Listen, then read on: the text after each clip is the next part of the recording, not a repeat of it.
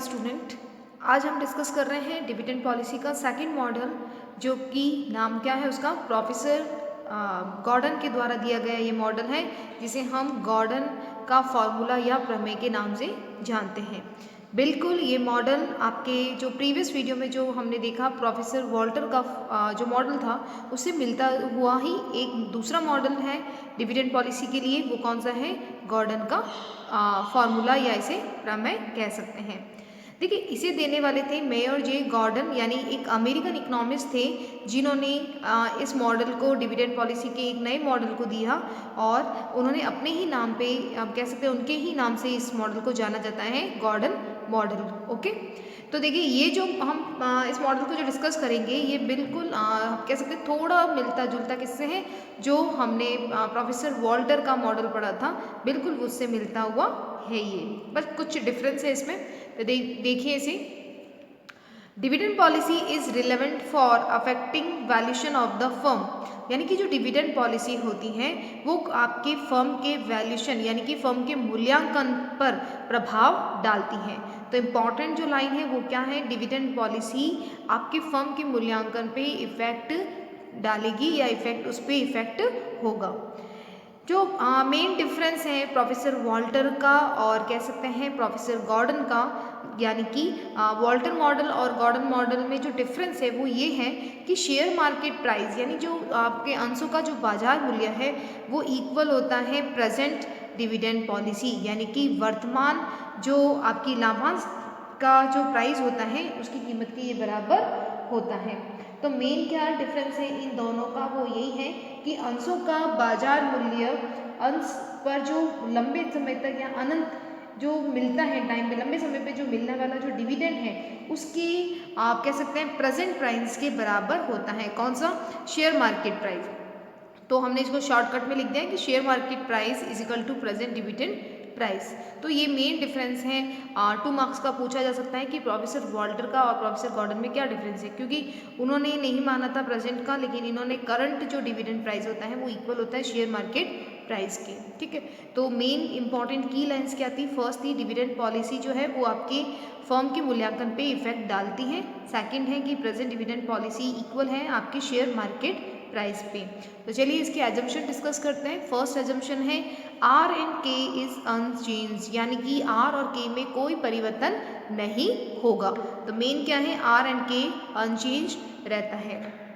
Second important assumption है कि are means क्या होगा, internal rate of return, and K is a cost of capital, यानी आंतरिक प्रत्याय दर तथा पूंजी की लागत में कोई परिवर्तन नहीं होता है। ये इसकी पहली मान्यता है। बात करते हैं सेकंड एजम्पशन की, the firm only use retain earning for financing its investment. जो रिटेन अर्निंग होता है, जो हमारी प्रतिधारित अर्जन होती है, उसका यूज़ फर्म क्या करती है, विनियोग करने के लिए करती है। और it is all equity firm, ये इक्विटी सारे के सारे फर्म्स को कौन सा माना गया है, सबटा फर्म माना गया है। ठीक है, तो ये इसकी सेकंड एजम्पशन था। थर्ड है the firm has long term life या लॉन्ग टाइम लाइफ, जो फर्म की जो लाइफ आयु बताई गई है वो लंबे समय की होती है, या हम कह सकते हैं इसकी जो फर्म है उसकी परपेचुअल लाइफ होती है। ठीक है, तो ये एक इम्पॉर्टेंट है जो एजम्पशन आपने देखा होगा कि प्रोफेसर वॉल्टर की एजम्पशन से मिलती हुई है। चलिए बात करते हैं आगे एजम्पशन का, तो वो ये है कि there is no corporate taxes, कोई भी निगम कर है वो नहीं रहेगा। ठीक है, तो एंड जो फिफ्थ है एजम्पशन वो ये कह रही है the retention ratio is constant. New जो वर्ड आ रहा है, ये नया वर्ड है इस थ्योरी का, क्या है? Retention ratio. ये यहाँ पे रिटेन अर्निंग नहीं है, रिटेंशन रेशियो है, जिसे हम क्या कह सकते हैं, रोपण अनुपात, जिसे हम क्या कह सकते हैं, रोपण अनुपात, राइट। तो ये क्या रहेगा, ये भी स्थिर रहेगा। ठीक है, तो देखिए आगे बात करते हैं, dividend decision is very important, यानी जो डिविडेंड डिसीजन रहेगा, यानी कि जो लाभांश निर्णय है वो बहुत ज़्यादा इम्पॉर्टेंट रहेगा डिविडेंड डिसीजन लेने में, यानी आप कह सकते हैं डिविडेंड डिसीजन है क्योंकि वो फर्म के मूल्य है उस पर भी क्या डाल रहा है, इफेक्ट डाल रहा है। तो dividend decision is very important for financial decision. जो वित्तीय निर्णय है, अगर आपको फाइनेंस का कोई निर्णय लेना है उसके लिए आपको लाभांश निर्णय है वो बहुत ज़्यादा महत्वपूर्ण रहेगा, ठीक है, फर्म के लिए। बात करते हैं नेक्स्ट की, ignore the risk and discount. सबसे पहले देखिए, इग्नोर द रिस्क यानी जोखिम को उन्होंने क्या किया है, जोखिम की उपेक्षा की है, तथा डिस्काउंट रेट को कांस्टेंट माना है, बट्टा दर को क्या माना है, स्थिर माना है। यानी कि जो गॉर्डन का फॉर्मूला है या गॉर्डन का जो मॉडल है वो हमें क्या बताता है कि जो इन्वेस्टमेंट होता है उसमें जो भी रिस्क रहेगी उसकी क्या की है, उपेक्षा की है। और डिस्काउंट रेट यानी जो बट्टा दर रहेगी वो कैसी रही है, स्थिर रहेगी, ठीक है। बात करते हैं इसके इम्पॉर्टेंट पॉइंट का, क्या कह रहा है, Gordon theory on dividend policy is one of the theory believing in the relevance of dividend concept. ये जो गॉर्डन का सिद्धांत था वो डिविडेंड पॉलिसी में, या कह सकते हैं डिविडेंड पॉलिसी जो गॉर्डन की थी उसमें ये सबसे इम्पॉर्टेंट वर्ड था कि ये डिविडेंड लाभांश के अवधारणा की प्रासंगिकता पर विश्वास करता है ये सिद्धांत। यानी कि लाभांश जो मेन है वो डिविडेंड कंसेप्ट पे बिलीव करता है गॉर्डन का सिद्धांत। It is also called as bird in the hand theory. इस सिद्धांत को bird in the hand theory के नाम से भी जाना जाता है। That the current dividend are important in determining the value of the firm. क्योंकि इसको bird in the hand theory इसलिए कहा जाता है क्योंकि ये वर्तमान लाभांश जो होता है उसके द्वारा, हम कह सकते हैं उसके द्वारा वैल्यू ऑफ द फर्म के डिटर्मिनेशन पे ज़्यादा कह सकते हैं इफेक्ट डालता है, इसीलिए इसे bird in the hand theory कहा जाता है। यानी कि जो करंट डिविडेंड होता है वो बहुत ज़्यादा इंपॉर्टेंट बताया गया है, जो वर्तमान लाभांश है वो बहुत ज़्यादा इंपॉर्टेंट है फर्म के मूल्य के निर्धारण के लिए, राइट। बात करते हैं नेक्स्ट लाइन का, Gordon model is one of the most popular mathematical model to calculate the market value of the company using the dividend policy. ये जो गॉर्डन मॉडल था, यानी कि जो गॉर्डन का जो सिद्धांत है वो बहुत ज़्यादा प्रसिद्ध है एक गणितीय मॉडल के रूप में, या गणितीय मॉडल की गणना करने के लिए बहुत ज़्यादा इम्पॉर्टेंट है।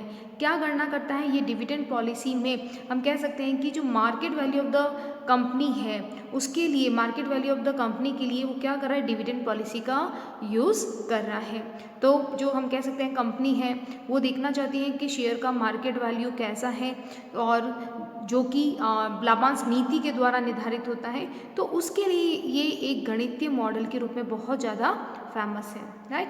बात करते हैं इसके फॉर्मूले की, क्या बता रहा है ये formula, P is equal to, P means क्या हो गया, प्राइस, ठीक है, प्राइस ऑफ शेयर। E का मतलब होता है earning per share, 1 minus B का मतलब हो गया जो रिटेंशन रेशियो होगा, जो हम कह सकते हैं रोपण अनुपात, ठीक है, बी को क्या कह सकते हैं, रोपण अनुपात, रिटेंशन रेशियो।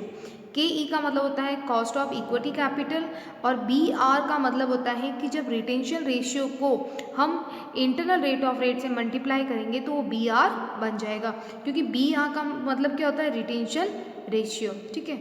और यहाँ पे जब बी आर लिखेंगे तो आर मीन्स क्या होता है, इंटरनल रेट ऑफ रिटर्न, ठीक है। इस फॉर्मूले को हम एक और तरीके से भी बता सकते हैं, P is equal to D upon K E minus जी। के ई का मतलब होता है कॉस्ट ऑफ इक्विटी, और कॉस्ट ऑफ इक्विटी कैपिटल, और जी का मतलब होता है ग्रोथ रेट, ठीक है। तो चलिए इस फॉर्मूले को हमने इसको एक्सप्लेन बता दिया। P का मतलब क्या हो गया, price of share in the market, ठीक है।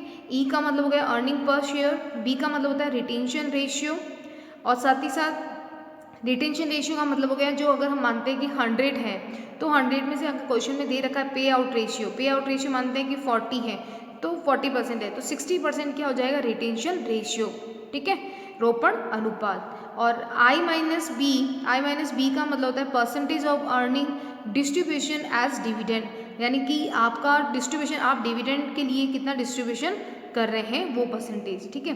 के ई का मतलब होता है कॉस्ट ऑफ कैपिटल, ठीक है। और बी आर का हमने डिस्कस किया था ग्रोथ रेट।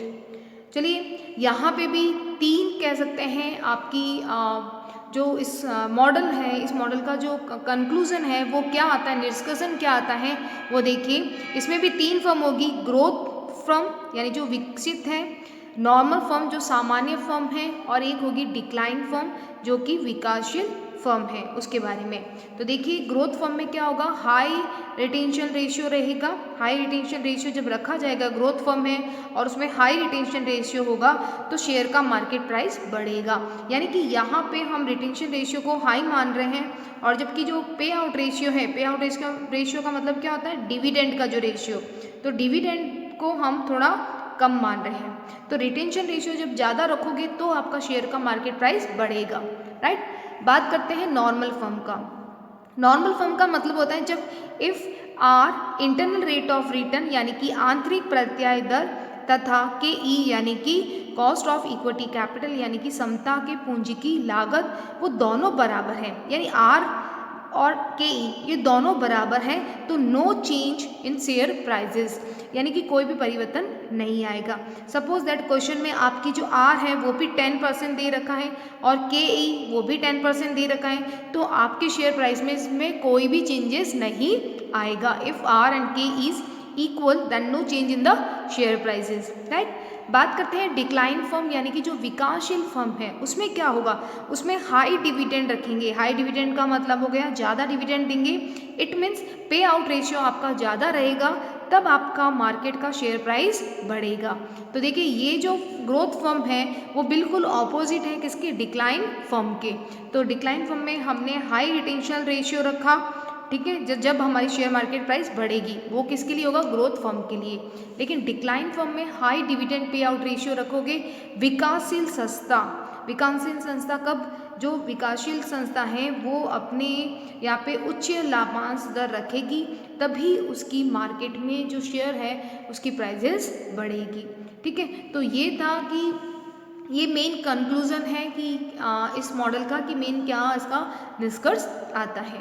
तो अभी हम इसको जो आपने गॉर्डन फार्मूला देखा है उसको हम एक एग्जाम्पल में, या हम कह सकते हैं इसका एक एग्जाम्पल सॉल्व करते हैं इस फॉर्मूले को यूज़ करते हुए, ताकि आपको बिल्कुल क्लियर समझ में आ जाए कि गॉर्डन मॉडल है क्या, ठीक है। एग्जाम्पल से सॉल्व कर रहे हैं, तो यहाँ पे हमने ग्रोथ रेट ली है, एक तो ग्रोथ लिमिटेड है, एक नॉर्मल लिमिटेड फर्म है और एक डिक्लाइन लिमिटेड फर्म है। ग्रोथ लिमिटेड का मतलब होता है जहाँ पे R internal rate of return ज़्यादा है के ई से, यानी कॉस्ट ऑफ कैपिटल से ज़्यादा क्या है, आर। ये देखिए सेम स्टडी है जो हमने वॉल्टर के फॉर्मूले में भी की थी। नॉर्मल में हमने क्या था, आर इज इक्वल टू के ई, यानी आर और के ई क्या है, इक्वल बताए हैं। जो अभी हमने कंक्लूजन देखा भी था कि आर और के ई अगर इक्वल होगा तो फर्म के जो मार्केट का जो शेयर प्राइस होगा उसमें कोई इफेक्ट नहीं आएगा, सेम ही प्राइसेस आएगा। डिक्लाइन फर्म वो होती है जहाँ पे हम क्या करते हैं, पे आउट रेशियो ज़्यादा होने पर ही फर्म का मूल्य ज़्यादा आएगा। तो यहाँ पे क्या है, के कम है के ई से, सॉरी आर कम है के ई से, तो कह सकते हैं यहाँ पे कॉस्ट ऑफ इक्विटी कैपिटल है वो ज़्यादा होगी comparison to internal rate of return के। तो इसका ये कह सकते हैं एक हमने एक एग्जाम्पल लिया है जिसमें हम इसको सॉल्व करेंगे। देखिए आर क्या है, आर ज़्यादा है, तो यहाँ पे मैंने आर क्या लिया है 15%, परसेंटेज को मैंने 0.15 यानी मैं इसको डिवाइड कर दिया था 15% को 100 से, तो ये आ गया 0.15, ठीक है। के ई कितना दे रखा है, 10% था, तो इसे हमने कन्वर्ट कर दिया 0.10 में, और ई दे रखा है 10 यानी अर्निंग पर शेयर। देखिए यहाँ पे क्या था, आर ज़्यादा था तो 15% है, के ई कितना है 0.10 कम, राइट। बात करते हैं सेकंड कंडीशन की। सेकंड कंडीशन में आर एंड के ई दोनों ही एक ही है, तो यहाँ पे आर भी 10% है और के भी क्या है 10%। 10% को डिवाइड किया है 100 से, देन कम क्या आ गया है 0.10, और यहाँ पे के ई कितना है 0.10, और अर्निंग पर शेयर हमने इक्वली लिया 10। बात करते हैं थर्ड कंडीशन की, जहाँ पे आर कम है के ई से, तो आर हमने लिया है 0.08 यानी कि 8%, और के ई कितना है 10%, क्योंकि यहाँ पे कॉस्ट ऑफ कैपिटल क्या है ज़्यादा है किसके कंपैरिजन में, इंटरनल रेट ऑफ रिटर्न के, और ई कितना है 10। सबसे इम्पॉर्टेंट जो क्वेश्चंस की लाइन होती है वो ये है कि पे आउट रेशियो क्वेश्चन में दे रखा है 40%, एक कंडीशन आपको 40% से लेके सॉल्व करना है, जिसमें डिविडेंड आप 40% दे रहे हैं, और दूसरा आपको कंडीशन यूज़ करनी है जिसमें आप 90% तक डिविडेंड दे रहे हैं। तो आपको इन तीनों जो लिमिटेड है, ग्रोथ, नॉर्मल एंड डिक्लाइन, इन तीनों में ये पूरा फॉर्मूला फिट करके आपको ये बताना है कि पे आउट अगर 40% रखेंगे तो फर्म का प्राइसेस क्या होगा, और 90% रखेंगे तो फर्म का प्राइसेस क्या होगा। तो पहले हम कंडीशन सॉल्व करते हैं 40% की। तो देखिए 40% में क्या बता रहा है कि जब 40% पे आउट रेशियो होगा, यानी अगर 100 रुपये है, 100 रुपये में से अगर 40% आप डिविडेंड देते हैं तो 60% आपका बी होगा, रिटेंशन रेशियो होगा, क्योंकि यहाँ पे बी किसको प्रेजेंट करेगा, रिटेंशन रेशियो को, ठीक है, यानी रोपण अनुपात। 40% अगर आप डिविडेंड देते हो, अगर 100 में से 40% आपका पे आउट रेशियो को हम क्या मानते हैं, डिविडेंड, ठीक है, कि आप इतना 40% डिविडेंड दे रहे हैं। और 60 क्या हो जाएगा, यहाँ पे 60 क्या होगा, प्रीवियस वीडियो में जो हमने देखा डिवॉल्टर का, उसमें क्या था, रिमेनिंग रिटर्न अर्निंग था, क्योंकि फर्म रिटर्न अर्निंग रखती है अपने पास प्रतिधारित अर्जन री इन्वेस्टमेंट करने के लिए, तो वही 60% है, क्या कहला रहा है, बी कहला रहा है रिटेंशन रेशियो के रूप में गॉर्डन फार्मूले में। गॉर्डन का फार्मूला अभी हमने देखा था, तो वही फार्मूला है P = E आपका bracket 1 - B upon KE - BR, right, ये फॉर्मूला है। यहाँ पे हमने लिख दिया है growth form, normal and decline form को, तो फॉर्मूले को अप्लाई किया। क्वेश्चन आपको अभी बताया था, यहाँ पे ई कितना था, कॉमन था, तीनों में हमने क्वेश्चन में लिया था, कितना लिया था, 10 लिया था, तो 10 आपका क्या था, अर्निंग था तीनों ही फर्म के लिए, तो ये 10 आ गया यहाँ पे आपका, ठीक है। 1 - बी कितना है हमारा, 60%। ये कहाँ से आया कि अगर आपका 40% पे आउट रेशियो है तो 100 - 40% करोगे तो कितना आ जाएगा, 60%। अगर आप 100 मानते हैं, उसमें से 40% आपने डिविडेंड अलॉट कर दिया है, तो 60% क्या हो जाएगा, आपका रिटेंशन रेशियो। तो बस यहाँ पे बी आपका आ गया है रिटेंशन रेशियो।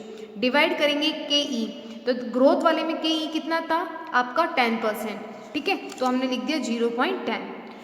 अब बी पता है आपको 0.6 है, क्योंकि रिटेंशन रेशियो कितना था, 60%, तो 0.6 आपका रिटेंशन रेशियो हो गया, ठीक है, और मल्टीप्लाई आर कितना था, 0.15, जो कि क्वेश्चन में गिवन था। बात कर रहे थे ग्रोथ रेट की, है ना, तो ग्रोथ लिमिटेड की क्या थी, 0.15 आर है, और बी कितना आया हमारा, रिटेंशन रेशियो का 60%, तो 60 / 100 करेंगे तो क्या आ जाएगा, 0.6, राइट, तो 0.6 जो है वो रिटेंशन रेशियो है। इसको सॉल्व करेंगे, इसको सॉल्व करने पर इसका प्राइस आ जाएगा, शेयर प्राइस वो आ जाएगा 400, कितना आ जाएगा, 400। उसी तरह से आप नॉर्मल को भी सॉल्व करेंगे। नॉर्मल को सॉल्व करने पर देखिए प्राइस = 10, अर्निंग कितना है, 10 दे रखा था। नॉर्मल में भी, नॉर्मल में आर और KE दोनों ही 10% है, यानी कि इंटरनल रेट ऑफ रिटर्न और कॉस्ट ऑफ इक्विटी कैपिटल दोनों हमने कितना लिया था, 10%। तो देखिए 1 - बी कितना है, कॉमन होगा, क्योंकि ये कंडीशन क्या कह रही है कि पहली कंडीशन आपको 40% लेके सॉल्व करना है, तो 40% अगर आप डिविडेंड रेशियो मानते हैं तो 60% क्या मानोगे आप, 60% को क्या मानोगे, रिटेंशन रेशियो, और रिटेंशन रेशियो को हम किस नाम से जानते हैं, बी नाम से, तो बी कितना है, 0.6।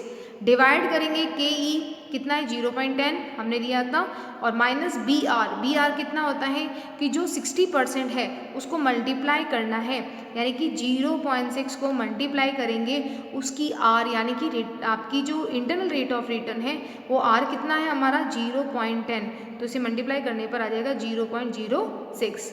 इसे सॉल्व करेंगे तो हमारा जो मार्केट का प्राइस है, शेयर का मार्केट का प्राइस, वो नॉर्मल वाली लिमिटेड में कितना आ गया, 100, ठीक है। उसी तरह से डिक्लाइन वाले को भी आप सॉल्व करेंगे, अर्निंग आ गया आपका 10 है, 1 - आपका बी कितना है, 0.6, क्योंकि हम पहली वाली कंडीशन से ही सॉल्व कर रहे हैं इसको, अपॉन करेंगे वही आपका KE कितना दे रखा है आपका, 0.10 हमने डिक्लाइन वाली फॉर्म में लिया था, और यहाँ पे आपको मल्टीप्लाई करना है B × R, B कितना है, 0.6, और मल्टीप्लाई करेंगे R कितना है, 0.08, तो इसको मल्टीप्लाई करने पर आ जाएगा 0.048, राइट। तो ये कहाँ से आ रहा है, BR कहाँ से आ रहा है, B को मल्टीप्लाई करना है, B कौन सा हो गया, रिटेंशन रेशियो जो 60% है उसको, ठीक है। तो 60% को हमने इसको कन्वर्ट कर दिया 0.6 में और मल्टीप्लाई आर, आर कितना था क्वेश्चन में, हमने डिक्लाइन फॉर्म में क्या लिया था आर 0.08। जब बी आर को मल्टीप्लाई करोगे तो कितना आ जाएगा 0.048। इसको सॉल्व करेंगे तो हमारे पास में जो इसकी मार्केट की प्राइस आएगी वो 77 आ गई है। तो हमने अभी तक फर्स्ट कंडीशन से सॉल्व किया जब पे आउट रेशियो कितना हो 40%। अब हम सॉल्व करेंगे जब आप पे आउट रेशियो 100 में से 90% आप डिविडेंड दे रहे हो तब क्या होगा। तो देखिए वही सॉल्यूशन होगा, 90% डिविडेंड रेशियो है तो 10% बी होगा। 10% बी का मतलब क्या हो गया यहाँ पे रिटेंशन रेशियो। तो बिल्कुल वैसे ही सॉल्व करेंगे इसे, वही फॉर्मूला अप्लाई करेंगे। ई अर्निंग 10 है, 1 माइनस 0.10, 0.10 क्या है यहाँ पे बी है, तो बी यहाँ पे कितना है 10% है, 10% है तो 10 को डिवाइड करेंगे 100 से तो क्या आ जाएगा 0.1। के ई दे रखा है वही के ई यूज़ करना है।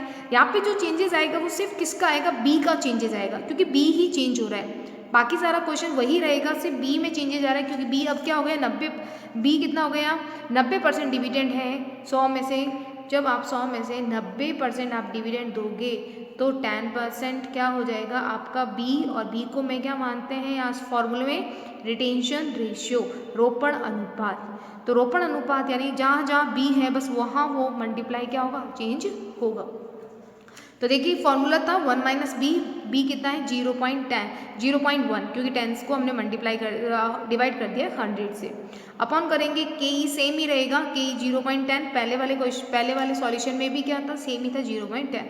अब यहाँ चेंजेस आ जाएगा, नीचे आपका बी आर में चेंज आएगा क्योंकि बी चेंज हुआ है। तो बी ये कहाँ से आया हमारा, हमने किया बी मल्टीप्लाई आर, तो बी था 0.1 और आर दे रखा है क्वेश्चन में 0.15, तो ये आ गया 0.015। इससे सॉल्व करोगे तो आपको मिल जाएगा मार्केट का प्राइस, वो आ रहा है 106, राइट। उसी तरह से आप नॉर्मल वाले को सॉल्व करोगे तो बस वहाँ जहाँ पे बी है वो चेंजेस होएगा। बी क्या है यहाँ पे 0.1 आ जाएगा और पहले वाले में 0.6 था क्योंकि यहाँ पे 40% डिविडेंड दे रहे थे और यहाँ पे 90% दे रहे हैं। तो ये बी कैसे निकालेंगे, 100 माइनस जितना पे आउट रेशियो है, 100 माइनस पे आउट रेशियो जितना लेस कर देंगे तो जो रिमेनिंग बचेगा वो कहलाएगा रिटेंशन रेशियो, और रिटेंशन रेशियो को फॉर्मूले में क्या बताया गया है बी, राइट। तो देखिए इसको भी जब सॉल्यूशन करेंगे तो आ रहा है 100। तो देखा आपने कि नॉर्मल वाले में जो नॉर्मल लिमिटेड थी उसमें जब पहला आपका 100 आ रहा था और यहाँ पे भी क्या आ रहा है 100, तो हम कह सकते हैं फर्म के मूल्य पे कोई चेंजेस नहीं आता है अगर आपका आर और के ई दोनों बराबर है। तो ये कंक्लूजन आपको समझ में आ गया। अब बात करते हैं डिक्लाइन फर्म की। डिक्लाइन फर्म में 40% डिविडेंड दे रहे थे तब आ रहा था 77, और जब आप डिविडेंड ज़्यादा दोगे तब आपका क्या आ रहा है मार्केट प्राइस 98। तो ध्यान रखिएगा मेन जो इसमें है वो हम क्या करेंगे कंपैरिजन करके इसको बताएंगे। देखिए यहाँ पे जी पे जब 40% डिविडेंड था यानी कि आप 60% क्या कर रहे हो रिटेंशन रेशियो रख रहे हो, तो 400 आपका मार्केट प्राइस आ रहा था 400। और जब आप 90% डिविडेंड देते हो सिर्फ 10% रिटेंशन रेशियो रखते हो तो आपका आ रहा था 106। इसका मतलब क्या है, अगर फर्म रिटेंशन रेशियो ज़्यादा रखेगी, क्योंकि यहाँ पे देखिए रिटेंशन रेशियो कितना बच गया था 60%, ठीक है, क्योंकि 40% क्या था 40% था आपका पे आउट रेशियो और जबकि 60% था रिटेंशन रेशियो, तो मार्केट प्राइस आ रहा था 400। लेकिन यहाँ पे आपने देखा कि जो डिविडेंड का जो पे आउट रेशियो है, डिविडेंड पे आउट रेशियो वो था आपका 90%, और जो आपका कह सकते हैं रिटेंशन रेशियो है वो है आपका 10%। तो आपका मार्केट प्राइस क्या हो गया, डाउन हो गया, 400 से सीधा 106 पे आ गया। तो इस ग्रोथ फर्म के लिए आप क्या लिखेंगे, ग्रोथ फर्म की कंडीशन कौन सी ज़्यादा बेटर है, जब फर्स्ट वाली या सेकंड वाली, फर्स्ट वाली बेटर है क्योंकि 400 मार्केट प्राइस आ रहा है। तो यहाँ पे हम लिखेंगे ग्रोथ फर्म के लिए कौन सी बेटर है, जब रिटेंशन रेशियो ज़्यादा होगा। और यही हमने कंक्लूजन निकाला था अभी गॉर्डन मॉडल का, जिसमें ग्रोथ रेट का क्या निकाला था, हाई लेवल रिटेंशन रेशियो। जब ज़्यादा रिटेंशन रेशियो होगा कौन सी फर्म के लिए, ग्रोथ फर्म के लिए, तो उसका मार्केट प्राइस ज़्यादा होगा। नॉर्मल में तो नॉर्मली ही आएगा 100 आप किसी भी रिटेंशन रेशियो को रखोगे तो भी 100 ही आने वाला है, क्योंकि आर और के ई जब बराबर होंगे यानी कि इंटरनल रेट ऑफ रिटर्न और कॉस्ट ऑफ इक्विटी कैपिटल बराबर होगी तो जो प्राइसेस है वो 100 ही आएगा, चाहे आप डिविडेंड रखें चाहे आप रिटेंशन रेशियो रखें। अब इस कंडीशन में क्या था, जब हमने डिविडेंड 40% दिया, डिविडेंड 40% और रिटेंशन रेशियो हमने कितना रखा 60%, तो यहाँ पे डिविडेंड आप कम दे रहे हो 40% ही दे रहे हो, जबकि यहाँ पे आप डिविडेंड कितना दे रहे हो, यहाँ पे इस कंडीशन में आप डिविडेंड दे रहे हो 90% 90%। तो आपने देखा कि 77% से ज़्यादा मार्केट प्राइस आ रहा है 98 वाली कंडीशन में, तो यहाँ पे कितना आ रहा है 90% जब डिविडेंड दोगे तब 98 आपका प्राइजेस हो गया मार्केट का। इट मीन्स क्या कंक्लूजन निकलता है कि जो ग्रोथ फर्म होगी उसमें तो आप देंगे हाई लेवल का रिटेंशन रेशियो देंगे, तभी फर्म का जो प्राइजेस होगा, फर्म का जो वैल्यू रहेगी वो क्या होगी, बढ़ेगी। नॉर्मल वाली फर्म के लिए तो कंडीशन ये है कि अगर आर एंड के ई जब इक्वल है तो कोई भी नो इफेक्ट, कोई भी आपके जो फर्म है no effect on value of the firm, value of the firm पे कोई इफेक्ट नहीं होगा जब आर और के ई होगी। और हमने देखा कि 100 पहले भी 100 आ रहा था मार्केट प्राइस और अभी भी 100 आ रहा है, राइट। थर्ड कंडीशन थी डिक्लाइन फर्म की, तो डिक्लाइन फर्म में क्या था, डिक्लाइन फर्म में ये बता रहा है आपको कि अगर आपने पे आउट रेशियो अगर आपने डिविडेंड ज़्यादा दिया, पे आउट रेशियो आपका ज़्यादा है तो आपका मार्केट प्राइस जो होगा वो ज़्यादा होगा। यानी कि अभी हमने इस एग्जाम्पल में क्या देखा कि 90% दे रहे हैं तब आपका मार्केट प्राइस आ रहा था 90% पे 98, और जबकि आप 40% पे कितना आ रहा था 77, तो मार्केट प्राइस कहाँ ज़्यादा आ रहा है, जब आप 90% डिविडेंड दोगे यानी ज़्यादा दोगे। तो डिक्लाइन फर्म के लिए तो डिविडेंड देना अच्छा रहेगा और ग्रोथ फर्म के लिए रिटेंशन रेशियो ज़्यादा रखना अच्छा होगा।